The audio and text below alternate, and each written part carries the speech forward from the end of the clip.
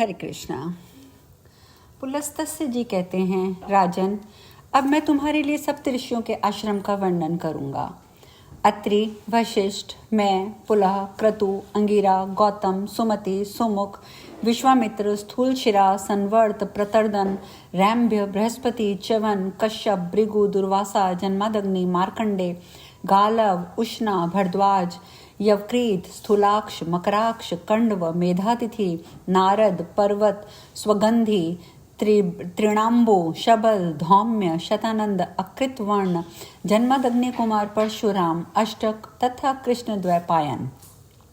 ये सभी ऋषि महर्षि अपने पुत्रों और शिष्यों के साथ पुष्कर में आकर सप्तऋषियों के आश्रम में रह चुके हैं तथा सबने इंद्रिय संयम और शौच संतोष आदि नियमों के पालन पूर्वक पूरी चेष्टा के साथ तपस्या की है, जिसके फलस्वरूप उनमें इंद्रिय जय, धैर्य, सत्य, क्षमा, सरलता, दया और दान आदि सद्गुणों की प्रतिष्ठा हुई है। पूर्व काल की बात है, समाधि के द्वारा सनातन ब्रह्मलोक पर विजय प्राप्त करने की अभिलाषा रखने वाले सप्तऋषिगण तीर्थ स्थानों का दर्शन करते हुए इस पृथ्वी पर विचर रहे थे।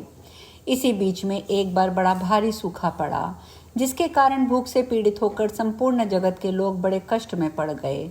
उसी समय उन ऋषियों को भी कष्ट उठाते देख तत्कालीन राजा ने, जो प्रजा की देखभाल करने के लिए भ्रमण कर रहे थे, दुखी होकर कहा, मुनिवरों, ब्राह्मणों के लिए प्रतिग्रह उत्तम वृत्ति है, अतः आप लोग मुझसे दान ग्रहण करें। अच्छे गांव, धान, जौ आदि अन्न, धृत, दुग्धादि, रस, तरह तरह के रत्न, सुवर्ण, दूध देने वाली गांवें आप हमसे ले लें। ऋषियों ने कहा, राजन, पतिग्रह बड़ी भयंकर वृत्ति है। वह स्वाद में मधु के समान मधुर, किंतु परिणाम में विष के समान घातक है। इस बात को स्वयं जानते हुए भी तुम क्यों हम लोगों को लोभ में डाल रहे हो? 10 कसाईयों के समान एक चक्री अर्थात कुम्हार या तेली, 10 चक्रियों के समान एक शराब बेचने वाला, 10 शराब बेचने वालों के समान एक वैश्या और 10 वैश्याओं के समान एक राजा होता है, जो प्रतिदिन 10,000 हत्याग्रहों का संचालन करता है। वह शौंडिक है, राजा भी उसी के समान माना गया है। अतः राजा का प्रतिग्रह अत्यंत भयंकर है। जो ब्राह्मण लोभ से मोहित होकर राजा का प्रतिग्रह स्वीकार करता है, वह तमिस्त्र आदि घोर नरकों में पकाया जाता है। अतः महाराज, तुम अपने दान के साथ ही यहाँ से पधारो, तुम्हारा कल्याण हो, यह दान दूसरों को देना। ये कहकर वे सप्तऋषि वन में चले गए। तदंतर राजा की आज्ञा से उसके मंत्रियों ने गूलर के फलों में सोना भरकर उन्हें पृथ्वी पर बिखेर दिया। सप्तऋषि अन्न के दाने बीनते हुए जब वहां पहुंचे तो उन फलों को भी उन्होंने अपने हाथों से उठाया। उन्हें भारी जानकर अत्रि ने कहा, ये फल ग्रहण करने योग्य नहीं हैं। हमारी ज्ञान शक्ति पर मोह का पर्दा नहीं पड़ा है, हम मंदबुद्धि नहीं हो गए हैं, हम समझदार हैं, ज्ञानी हैं। अतः इस बात का भली भांति समझते हैं कि गूलर के फल में स्वर्ण भरे हैं। धन इसी लोक में आनंददायक होता है, मृत्यु के बाद तो बड़े बड़े कटु परिणाम उत्पन्न करता है। अतः जो सुख एवं अनंत पद की प्राप्ति रखता हो, इच्छा रखता हो, उसे इसे कदापि नहीं लेना चाहिए।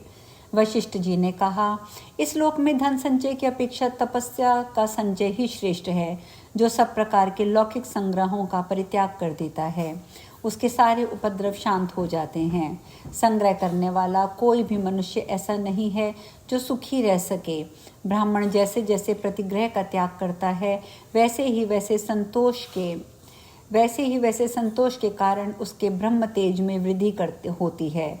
एक और अकिंचता और दूसरी ओर राज्य का तराजू रखकर तोला गया तो राज्य की अपेक्षा अकिंचता का पलड़ा भारी रहेगा। इसीलिए जितना पुरुष के लिए कुछ भी संग्रह न करना ही श्रेष्ठ है। कश्यप जी बोले, धन संपत्ति मोह में डालने वाली होती है, मोह नरक में गिराता है। इसीलिए कल्याण चाहने वाले पुरुष को अनर्थ के साधन अर्थ का दूर से ही परित्याग कर देना चाहिए।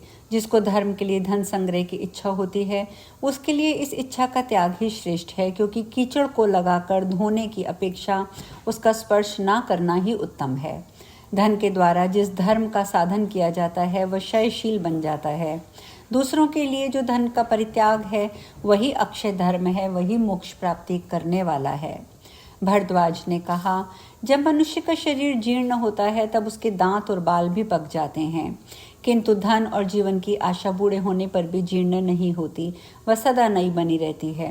जैसे दर्जी सुई से वस्त्र में सूत का प्रवेश करा देता है, उसी प्रकार तृष्णा रूपी सुई में संसार रूपी सूत्र का विस्तार होता है। तृष्णा का कहीं और छोर नहीं होता, उसका पेट भरना कठिन होता है और वह सैकड़ों दोषों को ढोए फिरती है। उसके द्वारा बहुत से अधर्म होते हैं, अतः तृष्णा का परित्याग ही उचित है। गौतम बोले, इंद्रियों के लोभग्रस्त होने से सभी मनुष्य संकट में पड़ जाते हैं। जिसके चित्त में संतोष है उसके लिए सर्वत्र धन प्राप्ति संपत्ति भरी हुई है। जिसके पैर जूते में हैं उसके लिए सारी पृथ्वी मानो चमड़े से मड़ी है। संतोष रूपी अमृत से तृप्त एवं शांत चित्त वाले पुरुष को जो सुख प्राप्त है वह धन के लोभ से इधर उधर दौड़ने वाले लोगों को कहाँ से प्राप्त हो सकता है। असंतोष ही सबसे बड़ा दुख है और संतोष ही सबसे बड़ा सुख है। अतः सुख चाहने वाले पुरुष को सदा संतुष्ट रहना चाहिए। विश्वामित्र ने कहा, किसी कामना की पूर्ति चाहने वाले मनुष्य की यदि एक कामना पूर्ण होती है तो दूसरी नई उत्पन्न होकर पुनः बाण के समान बिंधने लगती है। भोगों की इच्छा उपभोग के द्वारा कभी शांत नहीं होती है। प्रत्युत घी डालने से प्रज्वलित होने वाली अग्नि की भांति वह अधिकाधिक बढ़ती ही जाती है। भोगों की अभिलाषा रखने वाले पुरुष मोहवश कभी सुख नहीं पाते। जन्मादग्नि बोले, जो प्रतिग्रह लेने की शक्ति रखते हुए भी उसे ग्रहण नहीं करता वह दानी पुरुषों को मिलने वाले सनातन लोकों को प्राप्त होता है। जो ब्राह्मण राजा से धन लेता है वह महर्षियों द्वारा शोक करने के योग्य है। उस मूर्ख को नरक यातना का भय नहीं दिखाई देता है।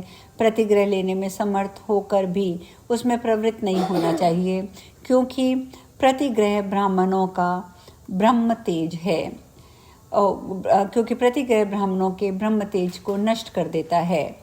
अरुंधति ने कहा, तृष्णा का आदि अंत नहीं है, वह सदा शरीर के भीतर व्याप्त रहती है। दुष्ट बुद्धि वाले पुरुषों के लिए जिसका त्याग करना कठिन है, जो शरीर के जीर्ण होने पर भी जीर्ण नहीं होती तथा जो प्राणांतकारी रोग के समान है, उस तृष्णा का त्याग करने वाले को सुख मिलता है। परशुराम बोले, धर्मपरायण विद्वान पुरुष जैसा आचरण करते हैं, आत्म कल्याण की इच्छा रखने वाले पुरुष विद्वान पुरुष वैसा ही आचरण उनको करना चाहिए। ऐसा कहकर दृढ़तापूर्वक नियमों का पालन करने वाले वे सभी महर्षि उन स्वर्ण युक्त फलों को छोड़कर अन्यत्र चले गए। घूमते घामते वे मध्य पुष्कर में गए, जहाँ अकस्मात आए हुए शुनसक नामक परिव्राजक से उनकी भेंट हुई। उसके साथ वे उसी किसी वन में गए। वहाँ उन्हें एक बड़ा सरोवर दिखाई दिया जिसका जल कमलों से आच्छादित था। वे सब के सब उस सरोवर के किनारे बैठ गए और कल्याण का चिंतन करने लगे। उस समय शुनसक ने क्षुधा से पीड़ित उन समस्त मुनियों से इस प्रकार कहा, महर्षियों, आप सब लोग बताइए, भूख की पीड़ा कैसे होती है। ऋषियों ने कहा, शक्ति, खड्ग, गदा, चक्र, तोमर और बाणों से पीड़ित किए जाने पर मनुष्य को जो वेदना होती है वह भी भूख की पीड़ा के समान ही मात हो जाती है। दमा, खांसी, क्षय, ज्वर और मिर्गी आदि रोगों से कष्ट पाते हुए मनुष्य को भी भूख की पीड़ा उन सब की अपेक्षा अधिक जान पड़ती है। जिस प्रकार सूर्य की किरणों से पृथ्वी का सारा जल खींच लिया जाता है, उसी प्रकार पेट की आग से शरीर की समस्त नाड़ियां सूख जाती हैं। क्षुधा से पीड़ित मनुष्य को आँखों से कुछ सूझ नहीं पड़ता, उसका सारा अंग जलता है और सूखता जाता है। भूख की आग प्रज्वलित होने पर मनुष्य गूंगा, बहरा, जड़, पंगु, भयंकर और मर्यादाहीन हो जाता है। लोग क्षुधा से पीड़ित होने पर माता, पिता, स्त्री, पुत्र, कन्या, भाई तथा स्वजनों का भी परित्याग कर देते हैं। भूख से व्याकुल मनुष्य न पितरों की भली भांति पूजा कर सकता है, न देवताओं की, न गुरुजनों का सत्कार कर सकता है, न ऋषियों का तथा न ही अभ्यागतों का।